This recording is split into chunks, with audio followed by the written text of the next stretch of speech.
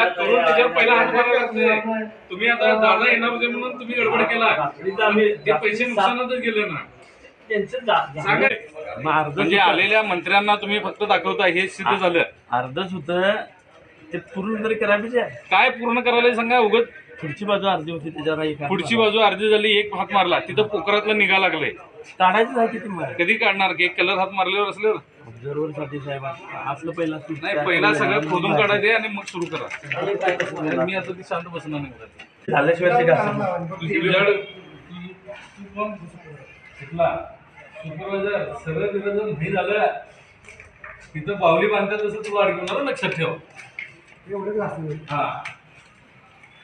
काय होतंय पैसा एकदाच होतोय आणि आम्हाला काय एक हात मारलं तर दोन हात मारलं नाही। दोन मला एक सांगा, एक हात मार किती हात मारलाय याच्यावर? एकच मारलाय हो, एकच मारलाय बरोबर।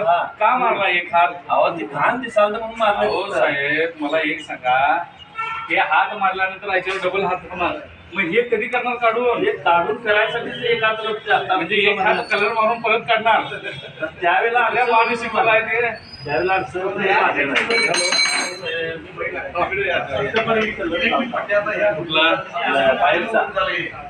जय महाराष्ट्र। मी नागेश चौगले, महाराष्ट्र नवनिर्माण सेना, कोल्हापूर जिल्हा अध्यक्ष ग्रामीण।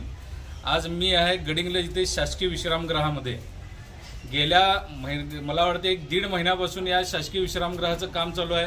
जवळजवळ मला वाटते 30 लाखाचं बजेट या ठिकाणी लावलेलं आहे, पण सगळ्यात बोगस काम इथला कॉन्ट्रॅक्टरांनी अधिकारी करत आहे। मी आता या अधिकाऱ्यांना मी आता समजावून दाखवलेलं आहे की कुठली कुठली कामं इथं काय काय केलेली आहेत। तर या ठिकाणी नुसतं कलर मारायचं काम केलेलं आहे। अजितदादांच्या नावावरती कुठेतरी अजितदादा येणार होते म्हणून पहिला कलर मारला असं सांगतायत। तर ह्या अशा घटना या ठिकाणी घडत आहेत।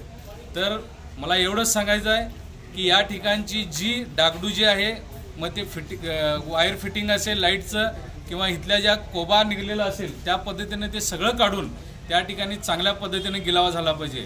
जर का ते झालं नाही तर प्रत्येक अधिकाऱ्याला त्या खुर्चीवर तर बसू देणारच नाही आणि जे काम त्यांनी बोगस केलेलं आहे ते उकडून काढल्याशिवाय राहणार नाही।